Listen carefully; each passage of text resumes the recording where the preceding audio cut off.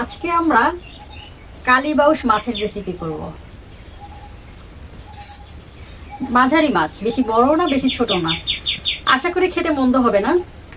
এই মাছটা আমার আম্মু রান্না করেছে।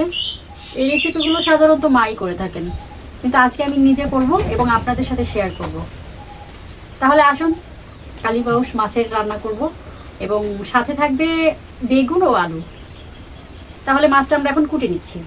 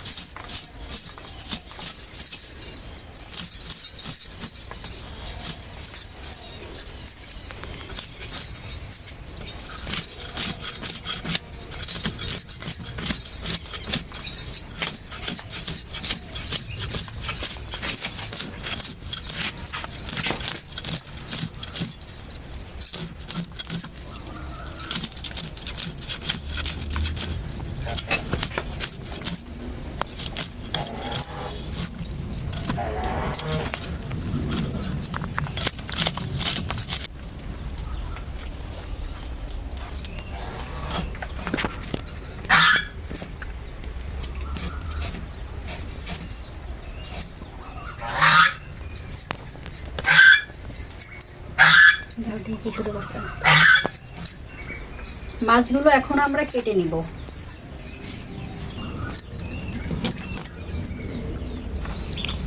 মাঝারি মাছ,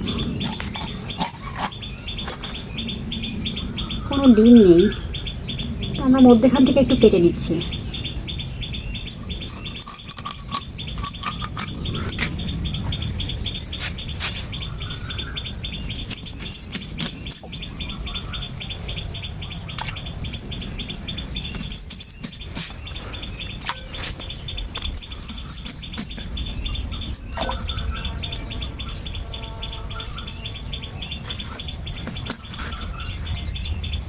এটা বেশি ছোট করবো না, দুভাগ করে নিলাম।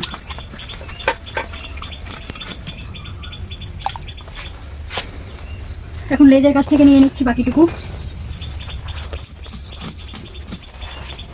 আমার মাছ এই সাইজ ভালো লাগে, এর থেকে বড় হলে আরো ভালো হয়।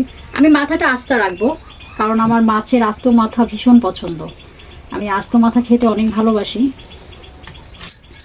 মাথাটা আমি দুভাগ করবো না, মাথাটা আমি ভালো করে ভেজে নিব।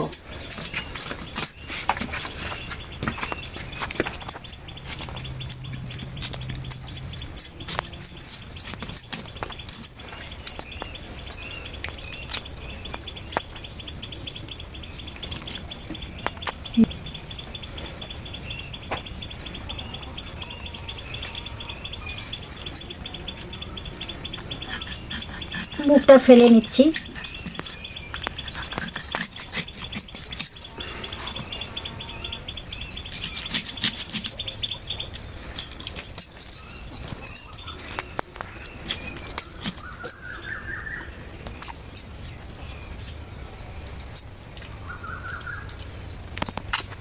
মাছের মাথা যদি আপনারা আস্ত রাখেন, এই ভেতরে একটা পর্দা থাকে, এই পর্দার ভিতরে কিন্তু অনেকটা রক্ত জমে থাকে। তো আপনারা অবশ্যই আস্ত মাথা খেতে চাইলে এই ভেতরটা ভালো করে পরিষ্কার করে নেবেন। তা না হলে এই জায়গাটায় যদি এই রক্তটা জমা থাকে, আপনারা যখন খাবারটা খাবেন তখন কিন্তু ভালো লাগবে না। হয়ে গেল মাছ কোটা। এখন আমরা মাছটা পরিষ্কার করে ধোবো। যতক্ষণ পরিষ্কার না হয় ততক্ষণই ধুইতে হবে, কারণ মাছটা একটু বেশি করে না ধুলে ভালো লাগে না, কেমন যেন একটা আষ্টে গন্ধ থাকে। তো যতটা পরিমাণ ধোয়া যায় ততটাই আমরা ধোবো ভালো করে। তারপরে যেটা করব, লবণ এবং হলুদ দিয়ে মাছটা আমরা ভাজি করার জন্য মাখিয়ে রাখবো। ততক্ষণে আমরা তরকারি কুটে নিব এবং মশলাটা রেডি করে নিব। আশা করি থাকবেন আমাদের সাথে শেষ পর্যন্ত।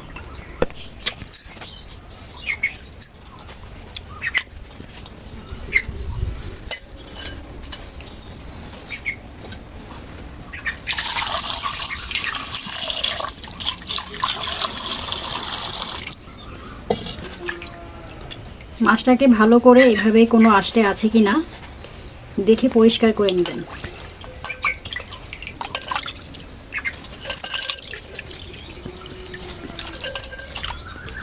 আমি অলরেডি 3 বার ধুয়েছি, আমি আরও 2 বার মাছটাকে ধোবো। তারপরে আমি লবণ ও হলুদ দিয়ে মাখিয়ে কিছুক্ষণ রেখে দিব, কমপক্ষে 10 থেকে 15 মিনিট। তার মধ্যে আমার কোটা বাটা শেষ হয়ে যাবে।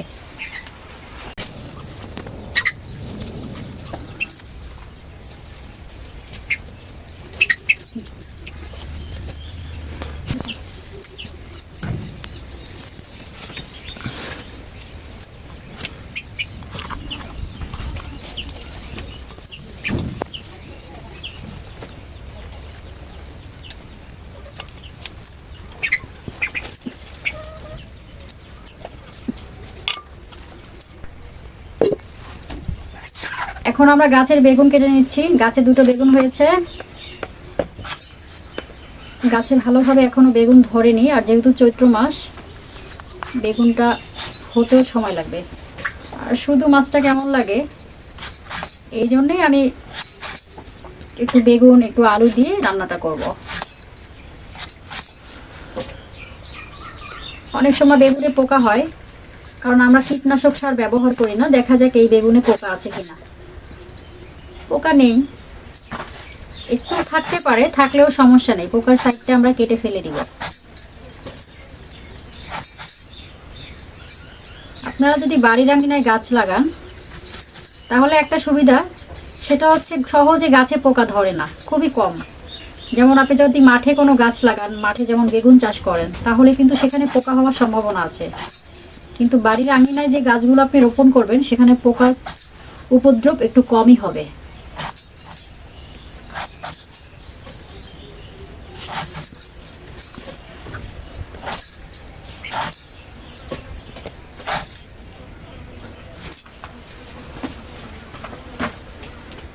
আমি এখন পানি দিয়ে বেগুনটা ভিজিয়ে রাখবো, কারণ বেগুনে কষ থাকে, পানিটা দিলে কষটা বেরিয়ে যাবে।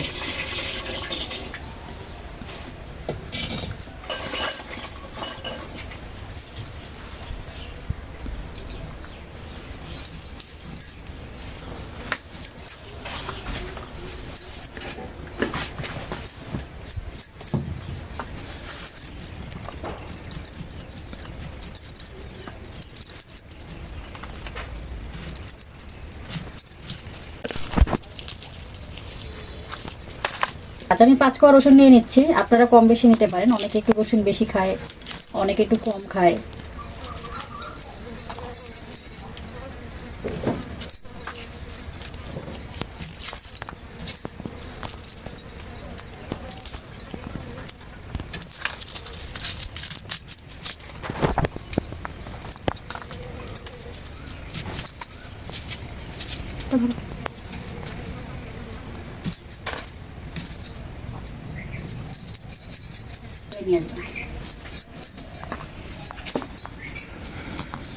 যা যা যা যা যা।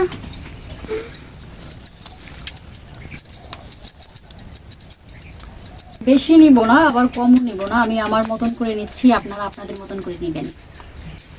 হয়তো আপনারা আমার থেকে আগে অনেকবার কালীবাউস মাছ রান্না করে খেয়েছেন, কিন্তু আমি কিন্তু এই প্রথম খাচ্ছি। তো আপনারা এক এক দেশে এক এক রকম রান্না করে, আপনারা হয়তো বা অন্যভাবে রান্না করেন, আমি হয়তো বা অন্যভাবে রান্না করি।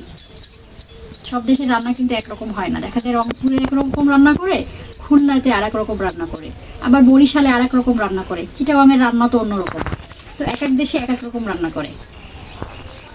তো আমি এতটুকু পরিমাণ আদা নিয়ে নিচ্ছি, কিন্তু আমাদের গাছের মরিচ, তো অনেক মরিচ হয়েছে, তো সেগুলো রেখে দিয়েছি, একটু শুকিয়ে শুকিয়ে গেছে, তো ফেলে দেওয়ার থেকে কাজে লাগিয়ে নিচ্ছি। আবার একটু শুকনো মরিচের গুঁড়ো আমি এখানে দিব।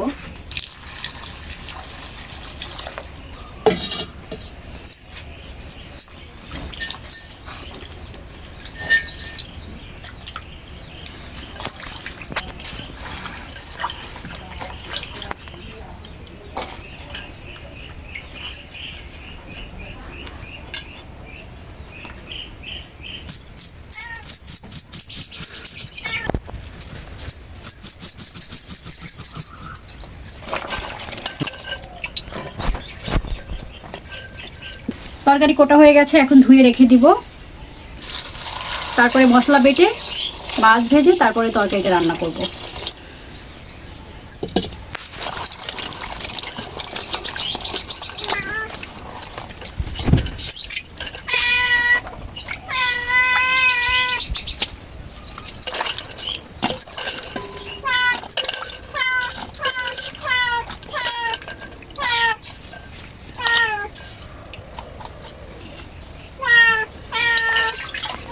এখন মশলাটা বেটে নিচ্ছি।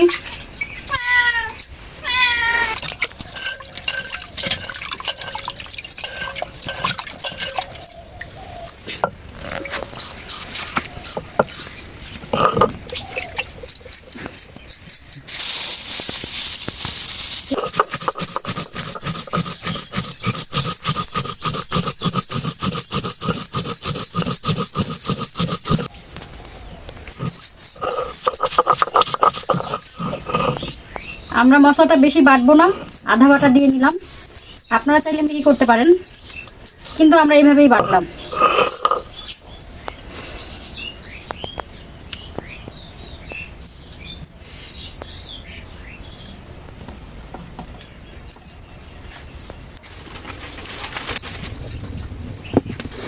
আমি পরিমাণ মতো তেল দিয়ে নিচ্ছি মাছটা ভেজে নেওয়ার জন্য।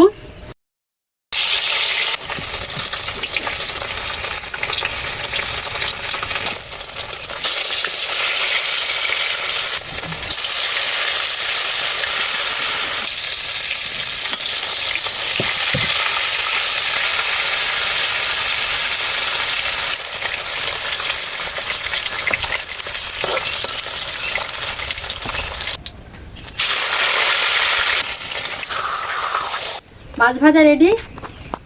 এখন মশলা কষিয়ে তরকারিটা রান্না করে নিব। অবশিষ্ট তেলের ভিতরে আর একটু তেল দিয়ে নিচ্ছি। পেঁয়াজ, মরিচ, রসুন, জিরা বাটা একসাথে।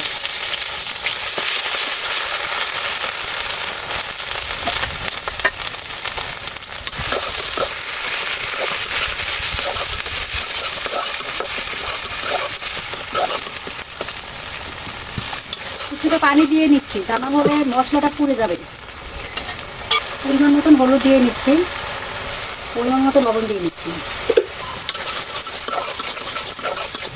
আগে থেকে শুকনো মরিচ বেটে দিয়েছি, তাই একটুখানি মরিচের গুঁড়ো দিয়ে নিচ্ছি, একদমই সামান্য।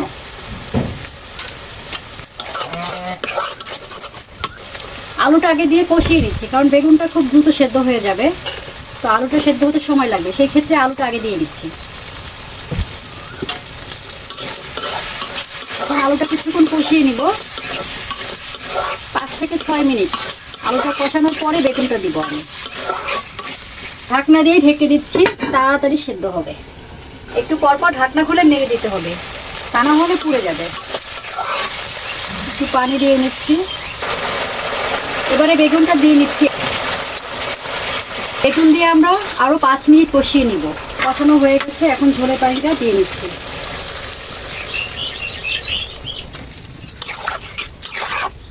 আমি এখন মাছের মাথাটা আগে দিব, কারণ হচ্ছে এত বড় মাথা সিদ্ধ হতে সময় লাগে।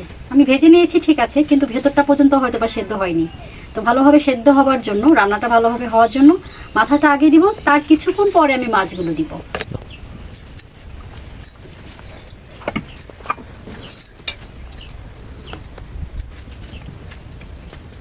এখন আমরা একে একে মাছগুলো দিয়ে দিচ্ছি, দিয়ে কিছুক্ষণ জাল দিয়ে নামিয়ে নিব।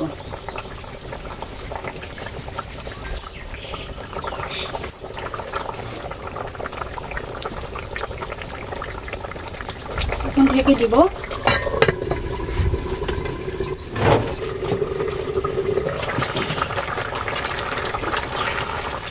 তরকারিটা হয়ে আসছে, এখন আমরা নামিয়ে নিব।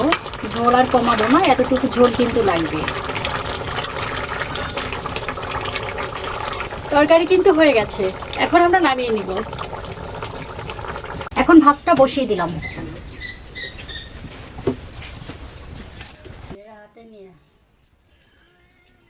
হয়ে গেল গরম গরম কালীবাউস মাছের তরকারি, বেগুন ও আলু দিয়ে ভাত বসিয়ে দিয়েছি। ভাত হলেই খাবো। আপনাদেরও দাওয়াত রইল।